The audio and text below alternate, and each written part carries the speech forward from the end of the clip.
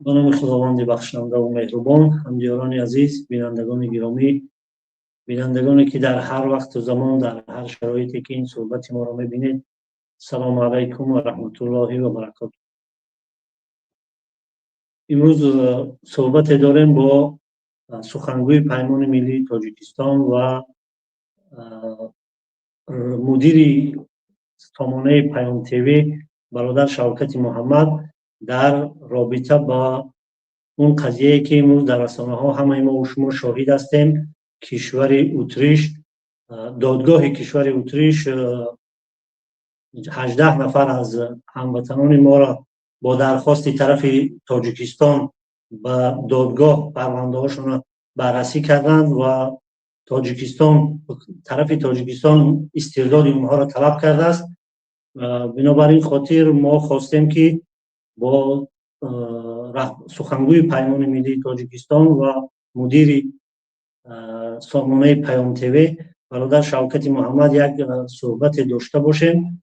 اگر ایشان آماده باشند، برادران تکنیکی و ایشان وارد کنند و با هم صحبت ادامه بدیم. السلام علیکم و علیکم السلام و رحمت الله و برکاته. برادر عزیز گرامی محمد ظریف، سلامت باشید. تشکر زیاد. سلامت باشید. اگرچه این منبر، در این منبرها و در این برنامه ها شما میزبانتر از ما هستیم، ما مهمانیم، ولی چون ما در جای میزبان نشستگی هستیم و وظیفه‌دار هستیم که شما را خوش آمدید بگیم به این برنامه خودتان و به این خانه خودتان به عباره خوش آمدید. اگر یگان سلام علیکم پیش سخن یگان چی گفتنی باشه بفرمایید و بعدا چند سوالی که در این باره داشتم با شما مطرح کنم. اما پیش از اینم بگم که من یعنی مسئولیت یا برگزاری این گونه برنامه ها را تجربه بیشتر زیاد ندارم و احتمال هر لغزش و خطای امکان دارد و بینندگان محترم با بزرگواریشان اینها را عفو میکنن و احترامی شوکت جان که در این لحظه های خیلی سنگین که در همه لحظه های مشکلات مردم همیشه در برنامه هاشون با سخنشون با قلمشون در پهلوی برادران در پهلوی هموطنان بودن و این روزا ما این برگزاری این برنامه را با عهده گرفتیم و خواستیم که در پهلوی برادر شوکت جان بودن خودمون نشان بدیم و حالا بفرمایید اگر چیزی گفتنی پیش سخنی دارید. تشکر زیاد برادر عزیز محمد ظریف. این میدان شما است، میزبان شما هستید و در این کارها خصوصا در کارهای رسانوی خودی به همین میدان آمدن هم جسارت میخواهد، شجاعت میخواهد و سخن دانستن و سخن گفته توانستن یک هنر دیگر است، اما سخن را به جایش رسانیدن یک چیز دیگر است. مثلا حالا وقتی در حدیث ها میخوانیم که بهترین جهاد گفتن سخن بروی ظالم است، روبروی ظالم است. حالا به ما با روبروی ظالم صحبت کردن در عصر 21 شرایط مهیا شده است و همین تکنولوژی حاضر زمان به ما شرایط مهیا کرده است که ما بتوانیم گپ زنیم و در همین حالت گپ زدنمان لازم باشد ظالم صدای ما را بشنود. ما این شرایط رو داریم و از این شرایط باید استفاده کرد و همین میدان را میدان خود باید دانست و از همین میدان باید استفاده کرد.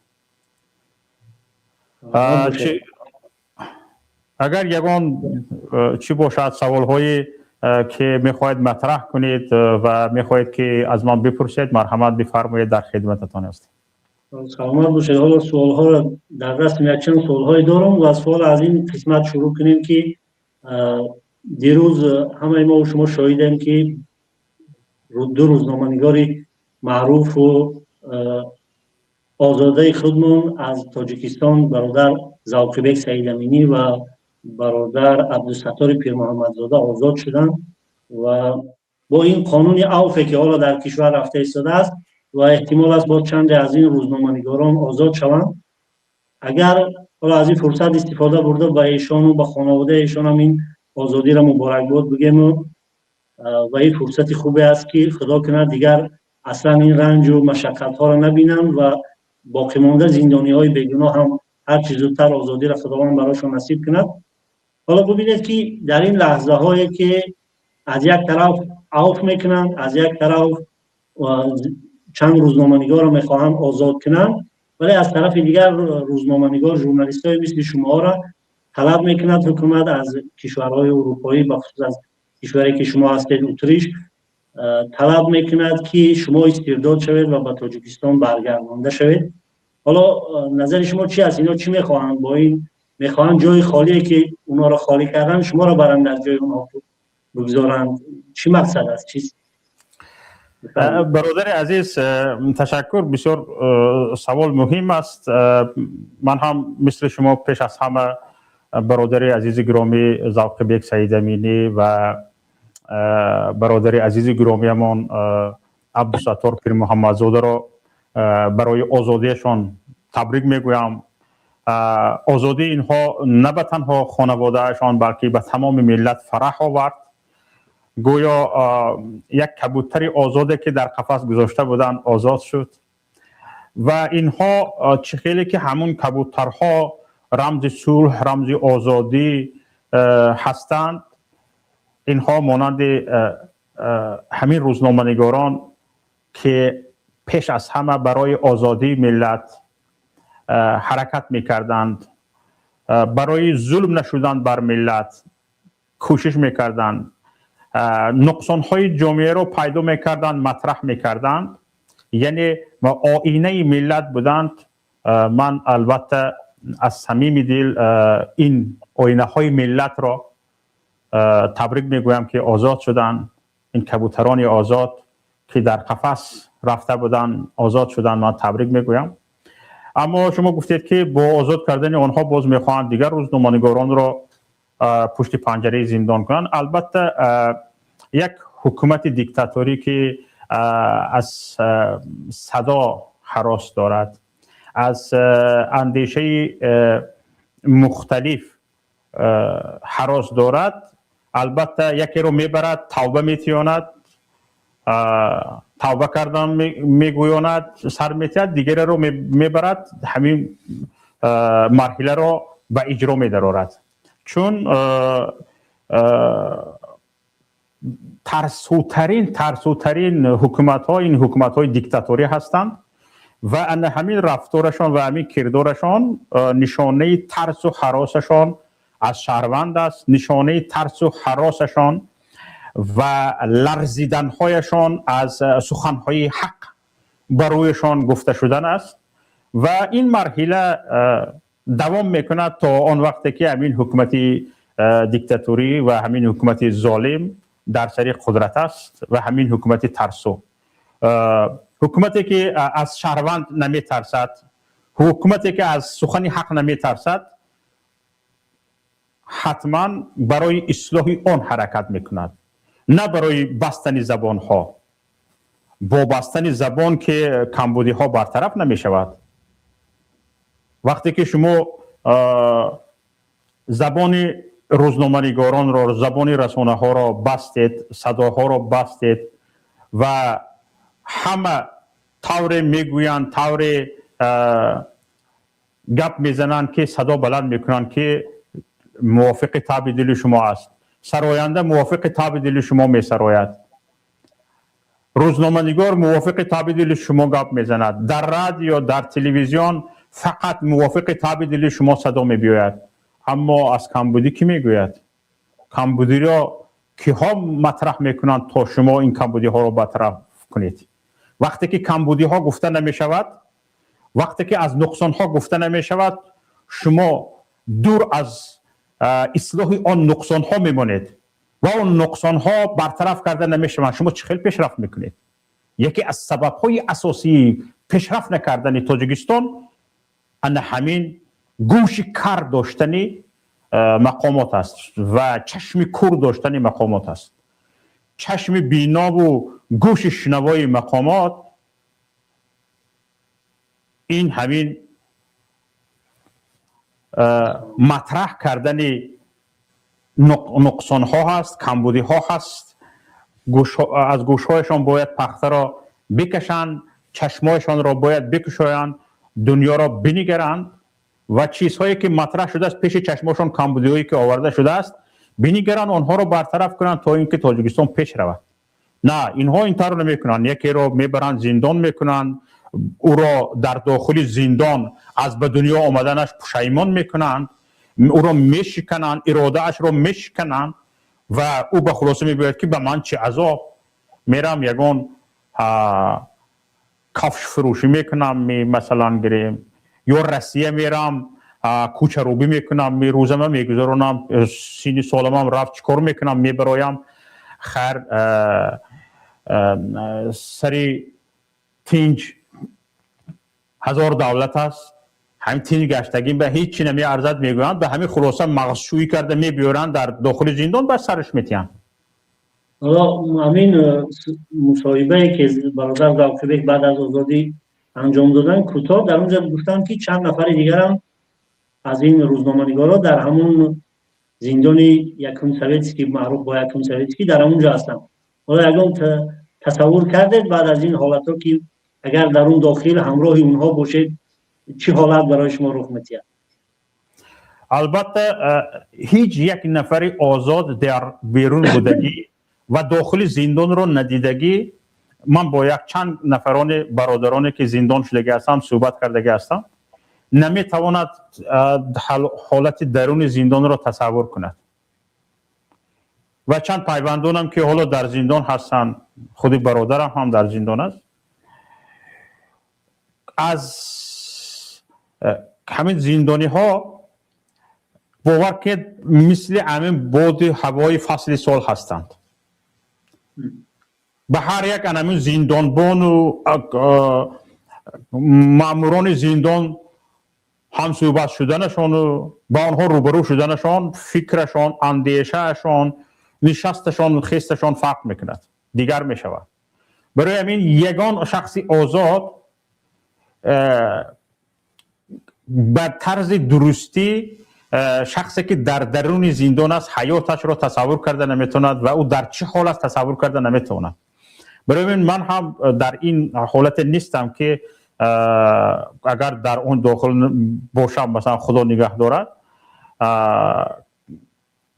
چی حسیاتی می داشتم یا چی کار می کردم. البته یگان خداوند دشمنش به دشمنش هم این روزا رو نصیب نکند و اما این نصیبی همه بزرگان است، پیامبران است، همه ظالمان کوشش کرده هستند که اهل فهم را، اهل درک را، اهل سخن را، اهل آنهایی که راه راست را نشان میدهند میخواهند کمبودی ها برطرف شود، اهل سخن حق را به چنین روز گرفتار کرده اند.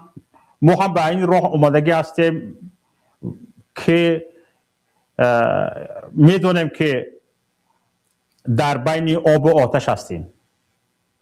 ما میدونیم این چیز را که در بین آب و آتش هستیم، دیده و دانسته به این راه آمدیم. برای چی؟ برای آن که ما نگوییم، ما نشنویم، کی میگوید، کی میشنود؟ همه بترسد، همه حراست، همه بیا چیکار، چه عذابت کرده است، و تو چی؟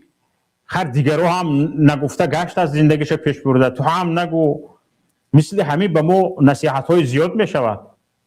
ولی دوستان عزیز، تاریخ گواه هست که به همین پیامبر ما صلی الله علیه و سلم هم آمدن، پیشنهاد کردن، گفتن دنیا میخوایی دنیا میدهیم، دولت میخوایی دولت میدهیم،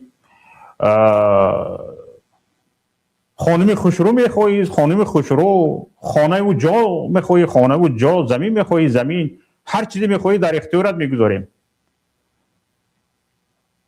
پیامبر صلی الله علیه و سلم گفتن که در عوض گفتن سخن حق اگر آفتاب رو به دست راستم آورده دهید و ماهتاب رو به دست چپم آورده دهید، من از این راه هم نمیگردم. ما از این راه گشتنی نیستیم و دیده و دانسته به این راه آمدیم و زندان کردن، بردن، محکم کردن، ترساندن، اینها رو هم گذشتیم. تقریبا سالهای اولی طالب علمی و به سیاست آمدن روزی نبود که مرا برن یک روز دو روز محکم کنن، یک ساعت دو ساعت باز دارن، 4 روز 5 روز محکم کنن، بزنن، بکوبن، دهان بینیم رو زده خون کنن. این تاریخ رو گذشتگی هستیم ما و اینها به این ظالمان تجربه داره، یعنی تجربه اون زندان ها و نه ترساند من، نه لرزاند من و البته که این رو همون رو ادامه داده آمدیم. همون زدن ها، کفتن ها، خون کردن ها، گوش بینی رو خون کردن ها، چندین روز محکم کردن ها پیش رو که ما رو نگرفت و من بعد هم انشالله که نمیگیرد. و از من اسیر گرفتن ها خواستن پیش راه مرا بگیرند، نگرفت. من پیامم رو به تمام پیوندانم وقتی که برادرم رو زندان کردن، پیامم رو به تمام پیوندانم رساندم که این را برگشت ندارد تا همان زمانی که حق به حقدار میرسد، عدالت برپا می شود. برای همین هم طبیعت ظالم همین است، خصلت گشتم هم همین است، خصلتش همین است که بگزد. ما از گزیدن این گشتم ها هراس می داشتیم، کی ها این آوارگی ها، این سرسانی ها، این سرگردانی ها را پس سر می کردیم، از پی زندگی خود می شدیم.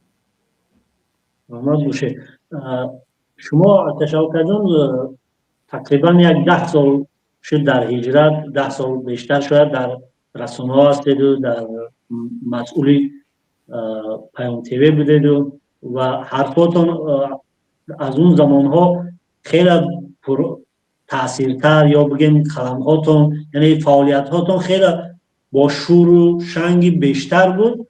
ولی چرا محض همین روز که علاقه فعالیت تقریبا نمیتواند در بیرون کمرنگ شده، شاید نصفی اون فعالیت های قبلی را ندارید، در یک زمان ها صحبت میکردید یا شبکه ها میچرخید، بعضی پایه های بعضی نهادهای دولت در لرزه می در آمد.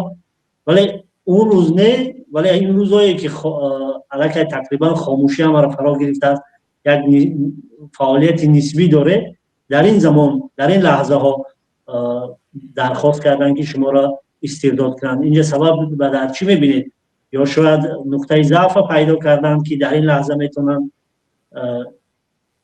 کم فعالتر، در این لحظه شاید احتمال دارد که شما را به دام با افتانند بیارن. نظر شما چی است؟ برادر عزیز، یک کمتر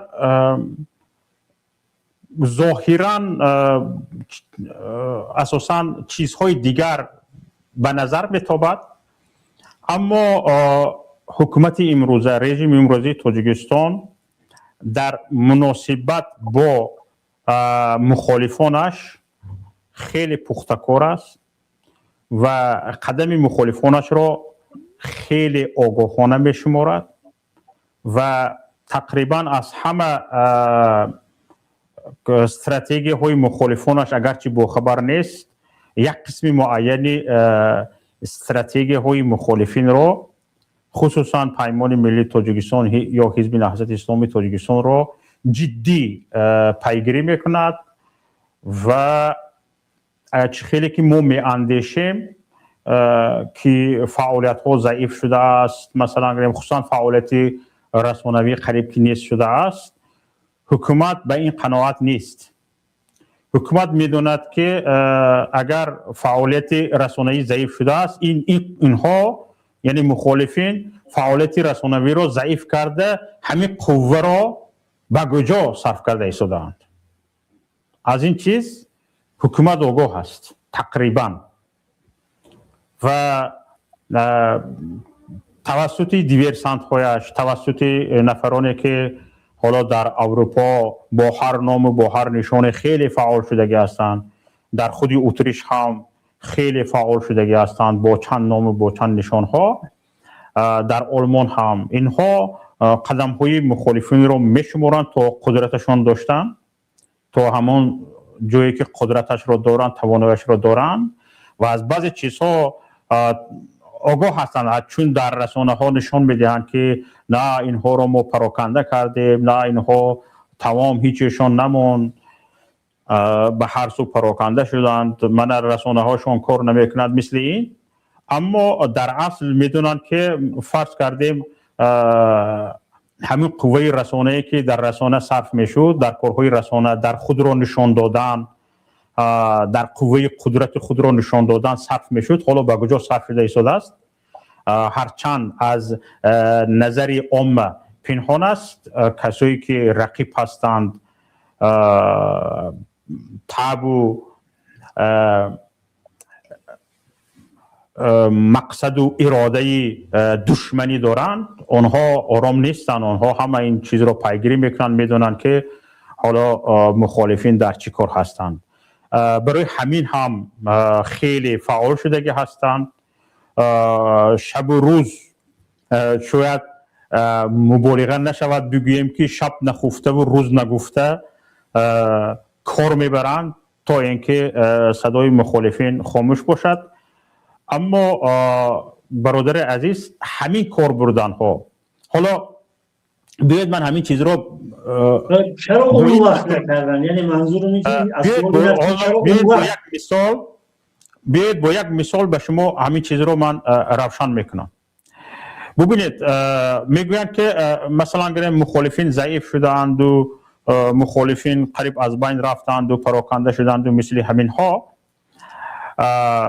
ولی قوه های ضد مخالفین نسبت پیشتر زیاد شده است. مثلا گریم چند سال پیش با وجود اینکه کارهای رسانه‌ای وجود داشت، واهمه های داشته، مثلا گریم یک وبسایت پیام مثلا گریم با 5 زبان نشر میشد، مثلا خودی تلویزیونی پیام تیوی با 3 زبان مواد و مطلب نشر میکرد. همه این چیز میرفت، ولیکن طرف مقابل رو نه آنقدر میهراساند، میترساند، مثلا گریم با مقابلت جدی دچار میکرد. و درست است، مثلا پیام تیوی، ما شبکه تلویزیونی پیام تیوی رو وقتی سر دادیم، شبکه ماهواره‌ای رو، اونها از محسوس از خطای تکنولوژی پارازیت‌آفر، یعنی علیه شبکه ماهواره‌ای پیام تیوی آوردن. هرچند خطای در اختیار آنها نگذاشت، خودشان استفاده کردند و چی ماهواره‌ای، یعنی موج ماهواره را زدن. دوی مراتب ما باز برقرار کردیم، با دوی مراتب زدن. هرچند این حالت ها بود، لیکن مثل امروز ها یعنی یک با جدیت، یعنی با این گونه قاطعیت حکومت علیه مخالفین تصمیم ها نداشت، ضعیف بود و حالا خیلی این مبارزه اش را پرقدرت کرده است، چون از بسیار چیزهایی که نمیخواست ببیند، نمیخواست بشنود، علیه شنیده ایستاده است، دیده ایستاده است. برای همین است حالتی، یعنی حاجت به گفتن نیست. بسیار چیزهایی است که اینجا جای گفتن نیست یا حق گفتنش رو ندارم، ولی من به این نظرم که همون چیزهایی که من اینجا گفتن نمیتونم و شرحش رو حق شرحش رو ندارم، حکومت یک قسم با خبر شدگی است و به لرزه در آمدگی است. حالا چی فکر میکنید از این اقدامی که حالا حکومت دست گرفته است علیه شما و در این کشور اتریش که اینجا اروپا است و دم از آزادی و حقوق انسان و حقوق بشر و این حرفا است، قانون حرف اول میزنه در اینجا. چی فکر دارید تا چی حد احتمال وجود دارد که حکومت اتریش با اون درخواست حکومت تاجیکستان لبیک میگرده و شما را با دو دستی ادب میسپارد به آنها؟ چقدر این احتمال وجود دارد؟ اولش من شخصا به حکومت اتریش، به کشور اتریش، به مردمش تشکر عرض میکنم که من شخصا خودم با اهل عائله هم تقریبا 7 سال در راه بودیم. بعد از اون که از ترکیه به ترکیه رفتیم، در ترکیه تقریبا 2 سال و در اوکراین تقریبا 5 سال، تقریبا ما 7 سال در راه بودیم. یگان جای زندگی یعنی راحت نداشتیم، یعنی با روسی چی میگن استابیل، نه یگان جایی که امید برده باشیم که در همین جا زندگی میکنیم این رو نداشتیم. 7 سال در راه بودیم و آخرین جای ما آمد اتریش شد. سال 4 است که ما در اتریش زندگی میکنیم. و ما یعنی پناهندگی دادن، حق پناهندگی رسما دادن. در اینجا ما اهل عائله زندگی میکنیم، فرزندانم کار میکنن، تجارت میکنن، تدریس میکنن در کالج، در مکتب ها.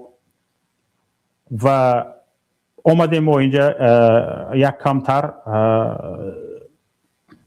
یعنی سر و نوگمون رو پیدا کردیم و فرزندان به تحصیل، به کار فرا گرفته شدن و از جمله خودم هم یک کمتر آرام گرفتم. برای همین هم من پیش از همه به کشور اتریش تشکر عرض میکنم. اما مسئله بررسی استرداد این مسئله دیگر است. مسئله بررسی استرداد برادر عزیز این است که طبق شرطنامه دو جانبه با تاجیکستان که اینها در کشور همدیگر هر مجرمی یکدیگر رو داشته باشند، طبق طلبی یکدیگر میخواهند به یکدیگر میتوانند به یکدیگر تسلیم کنند. اما حکومت تاجیکستان از همین حقوق بین المللیش سوء استفاده میکند و مخالفانش را با این حقی بین المللیش، با سوء استفاده از این حق بین المللیش میخواهد مخالفانش را تسلیم کند، مخالفانش را دستگیر کند، ببرد به زندان پرتاید، زبانشان را ببندد، گروگان بگیرد یا آنها را بکشد، سالهای طولانی آنها را زندان کند، عذاب دهد، شکنجه کند. مثل همین ها، یعنی از تاجیکستان از حق یعنی بین المللیش دارد سوء استفاده میکند. اما آیا حکومت اتریش یا کشورهای اروپایی شما فکر میکنید از این بیخبر هستند؟ البته میدونند، لیکن همین دعوت ما و بررسی پرونده که تاجیکستان فرستاده است به اتریش، از یک جانب این حرمت احترام یک کشور دوست است. تاجیکستان را اتریش همچنین یک کشور دوست میداند و بسیار شرطنامه های بین همدیگری دارند و آن را همین ما رو دعوت کردن و پرونده ما رو بررسی کردن اتریش هم این احترام جانب تاجیکستان است. همچنین یک کشور، همچنین یک کشور دوست، احترام قانون است و احترام عهده‌داری هایش هست. از جانب دیگر یعنی به ما پناهندگی داده شده است و خودی همین دادن پناهندگی هم این در پیش خودی حکومت اتریش مسئولیت هایی دارد. من امیدوارم که برابر آنه که حکومت اتریش، کشور اتریش پایبند قانون است و عهده‌داری هایش در جامعه بین الملل را، در پیش جامعه بین الملل را رعایت میکند، من به این باور هستم که خودی عهده‌داری هایش به نفرانی که پیش نفرانی که به آنها پناهندگی داده است آن هم حکومت اتریش فراموش نمی کند.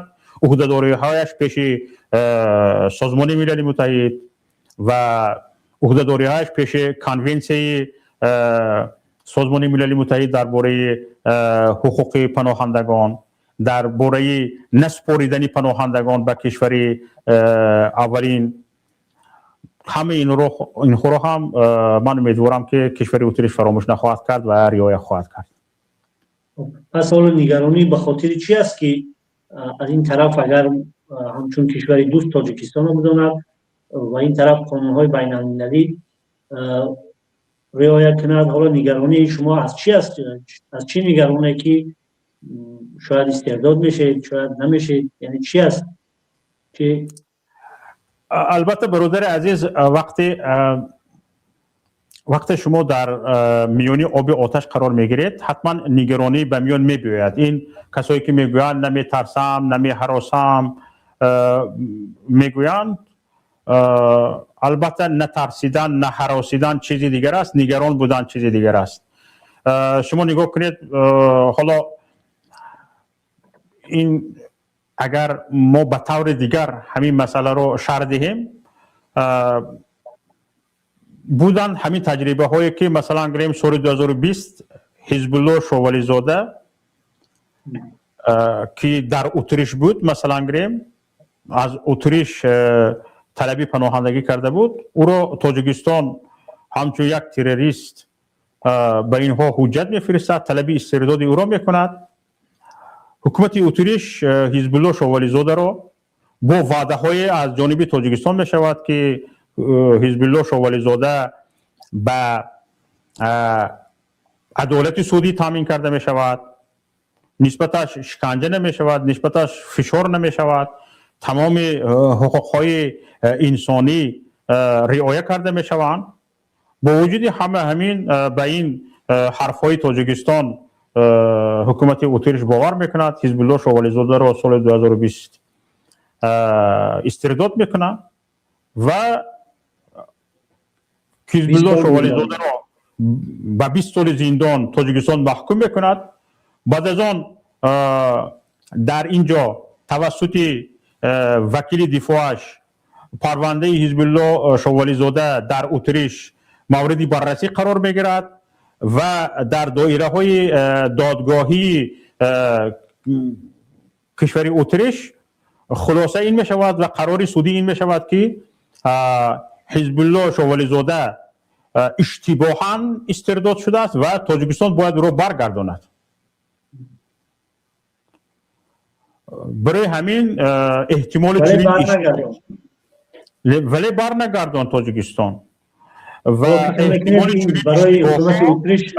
برای حکومت اتریش این درس شد یا نه؟ حالا میبینیم که این درس شده است یا نه.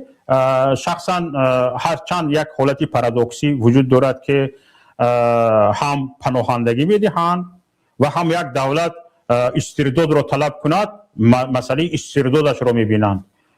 اصلا بسیاری ها پیشگاهی کشورهای اروپایی ثابت کرده نمیتونند که در تاجیکستان آنها را جستجو دارند و اگر به تاجیکستان برگردند آنها مورد تعقیب، مورد شکنجه و زندان شدن قرار میگیرند. ثابت کرده نمیتونند و ثابت کردن برایشان مشکل میشود. اما خودی تاجیکستان خودش ثابت میکند که با این نفر ما مشکل داریم و این رو به ما استرداد کن و این مسئله دیده برآمده می شود. یک حالتی پارادوکسی است و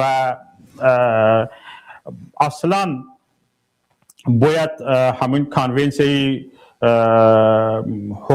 کنونسی سازمان ملل متحد درباره حقوق پناهندگان باید رعایت میشد و این مسئله ها حل خودش را میافت در خودی بین حکومت ها. و اما وقتی که تا موردی بررسی قرار گرفتن آمده است، یک جایهای نگرانی البته دارد. سلامت باشید. حالا چیزی دیگری که میخواستم پرسم درباره اون چند نفر دیگر، تقریبا 18 نفر دیگر، و پیش از این سوال بکنم که آیا این خطر فقط خاص برای شما است یا برای خانواده و زن و فرزند و اینا هم هست؟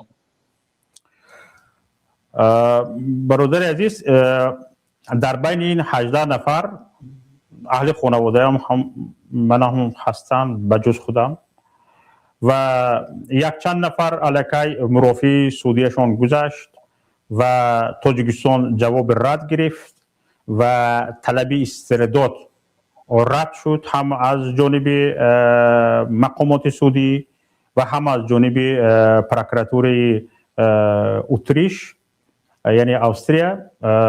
تاجیکستان جواب رد گرفت و گفت که طلب استرداد شما نادرست است و با طلبات های قانونی ما راست نمی‌آید و این نفر استرداد نخواهد شد. چون خیلی حالا من راستی پرونده خودم رو ندیدم که تاجیکستان مرا به چی گناهکار کرده است، اما پرونده یک دو نفر پرونده نفرانه که علاقه مرافعی سعودیشان گذشت و با آنها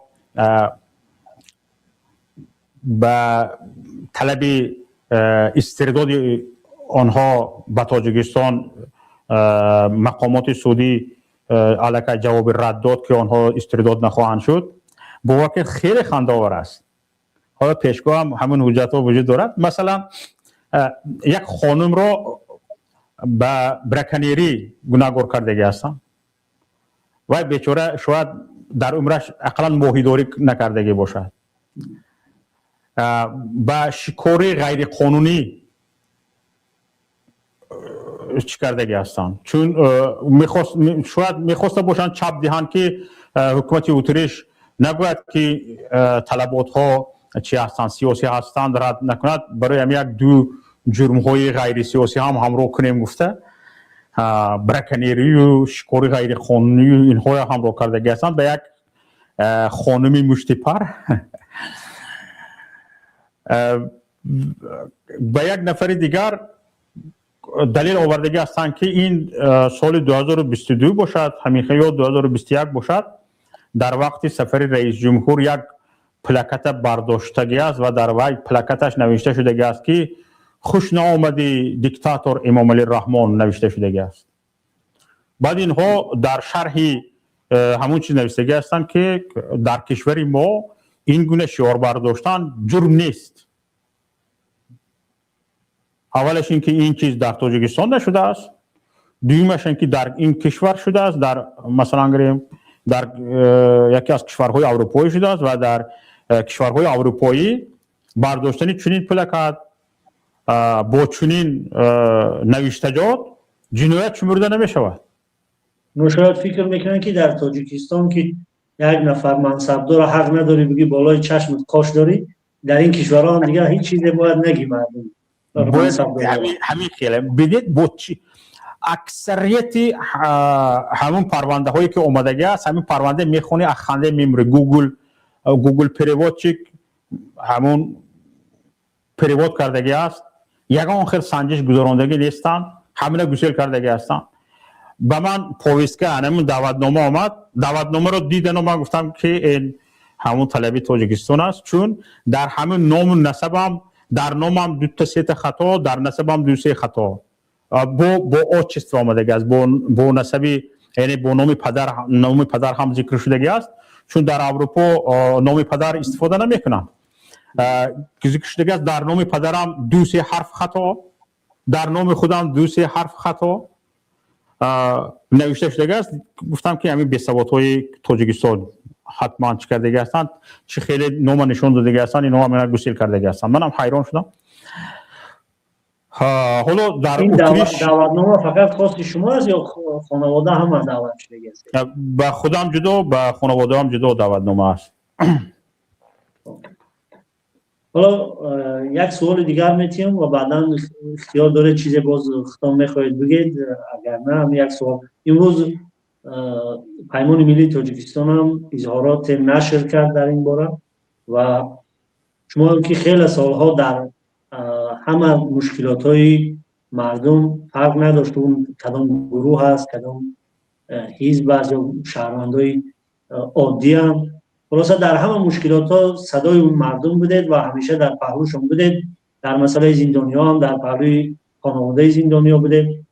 حالا دیگر در این وضعیتی که شما قرار داره از همصفاتان همسنگرها از همکسبا از روزنامه‌نگارا در دیگر شبکه‌ها از دیگر گروه‌ها یا از همپیمان‌های خود در داخل همین پیمان نهضت و در خلاصه همه چی انتظاری داره چی چیزا را انتظار دارید و چی چیزا میتونن اینها انجام داده چی کاری را میتونن برای شما انجام داده که شما از اونها انتظارت بگید شاید که بتونن انجام بدن. حالا برادر عزیز به نهایت یک سوال دادید که به من هم فرصت شد چند چیز رو بگویم. حالا یک چند سازمان های بین المللی بالای این کار برده شدن با خودی حکومت اتریش کار برده شدن از آنها نام نمیگیرم. سازمان های بین المللی که مقرشان در امریکا است مقرشان در کشورهای اروپایی است کار برده شدند و آنها کار خودشان را کرده شدند از آن سازمان ها نام نمیگیرم شاید خودشان اظهاراتشان را نشر کنند بعد از آن دانسته شود که این سازمان ها چه سازمانی هستند. بر زمین دوستان استادان برادران کسانی که چشم نداشتم در این روزها در پهلوی من میشوند الکی زنگ میزنند و همصدایی خودشان را پشتیبانی خودشان را اعلام می‌دارند.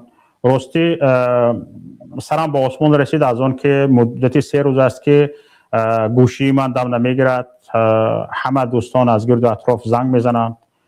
حالا اگر نام گرفتن مثلا گریم لازم باشد از استاد کبیری در حال بعد از همین مسئله مطرح شدن زنگ زدن و اظهار آمادگیشان به همه مسائل رو کردن و خودی در پیمان ملی تاجیکستان یک گروهی کاری در این مسئله کار برده شده است یک گروهی کاری هم حقوقی هم ارگانیزاسیونی یعنی تشکیل شدگی است در این مسئله کار برده شده است منظم.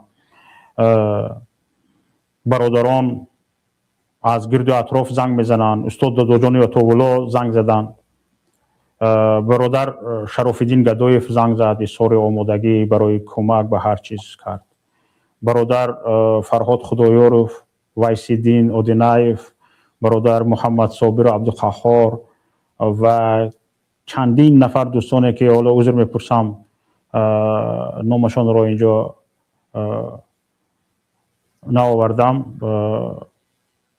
زنگ زدن اظهار آمادگی و همصدایی کردند و آمادگیشان رو به همه کاری که از دستشان می آید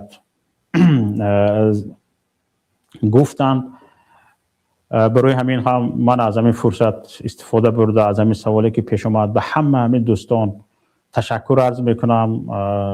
سرم به آسمان رسید دوستان عزیز شکر خدا که شما را دارم و اینه که شما گفتید که در همه مشکلات ما صدا بلند میکردیم این صدا بلند کردن وظیفه ما بود هیچ کاری نکردیم بجز اینکه وظیفه خود در پیش ملت را کرده باشیم و اگر همین احساس مسئولیت و احساس وظیفه نمی بود ما امروز در جای دیگر در کار دیگر در مشغولیت دیگر بودیم و مثل دیگرها ما می توانیم سر بیغم داشتن آسوده زندگی کردن دست پیش بر داشتن ما هم میتونیم هنرش رو نداشته باشیم خودمون رو مجبور کنیم یاد میگیریم اما دوستان عزیز ملت ها پیش رفته شدن عصر 21 است در عصر 21 زبان مردم رو بستن این هنر نیست. در عصر 21 مردم رو از اینترنت محروم کرده دعوای حکومت الکترونی کردن، حکومت رقمی کردن. این احمقی است. این اگر مثلا گریم از این بدتر، از این لفظی بدترش رو نگویم، یک ابلهی است که تو میگویی من حکومت رقمی میوفرم لیکن از مردم اینترنت رو کشیده میگیری، مردم رو از اینترنت تی بلند صفت محروم میکنی. وقتی که اینترنت بلند صفت نباشد بازار الکترونی از کجا پیدا میشود؟ از کجا به میو میباید؟ مکتب ها، دانشگاه ها در عصر 21 در عصر تکنولوژی چگونه میتوانند پیش روند؟ از همه وسیله های پیشرفت وقتی که کشور رو محروم کرده ای، مردم رو، شهروند رو محروم کرده ای، چگونه میتوانی پیش بروی؟ و ما چگونه میتوانیم همین حالت رو دیده، دنیا رو دیده ایستادیم، فرزندانمون در پیشرفته ترین کشورهای دنیا تحصیل کرده ایستادند، همین رو با دستاوردهای وزارت معارف تاجیکستان قیاس میکنیم، جانمون در میگیرد، جگرمون میسوزد. چرا ما همین خیلی دولت نداشته باشیم؟ تمام زمینه های این گونه دولت داشتن رو داریم. در عصر 21 تنها اراده پیشرفت داشتن بس است که پیش بروی. تنها اراده پیشرفت داشتن بس است که پیش بروی. به ما چی نمیرسد؟ تنها اراده پیشرفتن نمیرسد. اساساً شاید مردم اراده پیشرفت همه این رو داشته باشند. یگانه پیش پای مردم، صد راه مردم برای پیشرفت این همین حکومت خودکامه است. چرا؟ از دزدیدن، از غارت کردن میماند و نمیتواند دزدی بکند، نمیتواند در یک جامعه پیشرفته، در یک جامعه که جامعه با صدا است، دزدی کردن مشکل می شود. برای همین صداها خاموش کرده می شوند، برای همین رسانه های مستقل از بین برده می شوند، برای همین روزنامه نگاران سربگریز کرده می شوند، نویسندگان پشت پنجره زندان کرده می شوند، اهل سخن، اهل قلم، قلمشان شکسته می شود، زبانشان پشت دندانشان زندان می شود. انا برای همین است که اینها بیملال دزدی کنند، بیملال غارت کنند، بیملال کیسه پر کنند، بیملال خون مردم را بمکند. هر صدای بلند شد او صدا را بکوبند. برای همین است. انا برای همین هم ما صدا بلند میکنیم. ما ندیدیم عمرمون به جای رفت تا مردن، تا جان داریم، تا خون در رگ و پیمان راه میگردد. ما میگوییم، ما میشنویم، شرایطش را یافتیم در هر کجا، میگوییم، میشنویم. شاید حاصل این کوشش های ما، حاصل این غیرت های ما را خودمون نبینیم، فرزندانمون بیند، نسل آینده بیند. نباید ما به نسل آینده سرخمی میراث گذاریم. ما نباید به نسل آینده دست پیشیبری، رقاصگی میراث گذاریم. ما باید به نسل آینده سری بلند، آزادگی، عدالت، پیشرفت باید به میراث بگذاریم و دانسته باشیم که پیشرفت، آزادگی، این همه با یک حکومت دیکتاتوری که تمامی صد راه پیشرفت است نمی شود. همین قدر از برادر عزیز. سلامت باشید دکتر شوکت جان. تشکر برای هم صحبت خوب، هم اون شبهه یا اون سوالهایی که در ذهن مردم میچرخید خیلی روشنی انداخته و اگر دیگر حرفی گفتنی نداشته باشید من سوالامو با آخر رسوندم و با همین جنبست کنید. سلامت باشید برادر عزیز، در پناه خدا باشید.